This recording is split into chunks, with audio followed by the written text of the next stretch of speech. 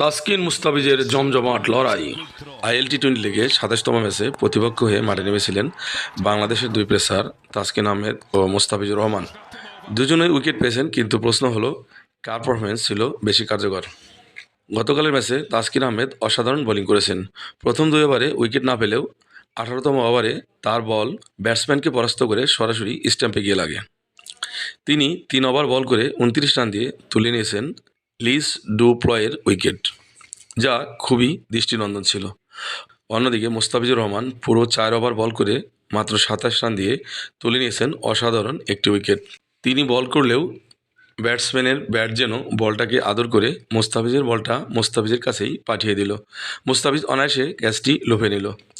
এই উইকেটে তার মোট উইকেট সংখ্যা দাঁড়ালো ৯ ম্যাচে ১৫ উইকেট।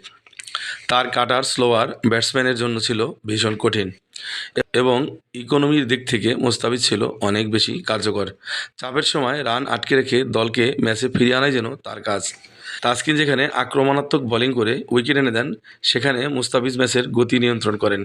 এ যেন এক মহাকিপ্টা বোলার। দুজনের ভূমিকা আলাদা হলেও দলের জন্য দুজনেই ছিলেন সমান গুরুত্বপূর্ণ। এখন দেখি কার দল পয়েন্ট টেবিলে এগিয়ে। ডেজার্ট ভাইপার্স ৯ ম্যাচে ৭ জয় নিয়ে পয়েন্ট টেবিলের শীর্ষে রয়েছেন।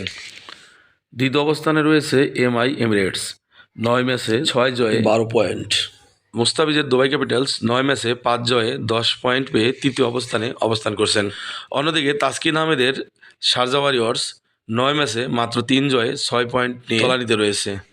দুবাই ক্যাপিটাল যদি এমন ধারাবাহিকতা ধরে রাখতে পারে, তাহলে ফাইনালে ওঠার সুযোগ রয়েছে। আপনার মতে এই ম্যাচে কে বেশি ইম্প্যাক্ট ফেলেছে, তাসকিন নাকি মুস্তাফিজ? মতামত কমেন্টে জানান। ভিডিওটি ভালো লাগলে লাইক দিন। আরও এমন নিয়মিত স্পোর্টস আপডেট পেতে চ্যানেলটি সাবস্ক্রাইব করতে ভুলবেন না। আল্লাহ হাফেজ।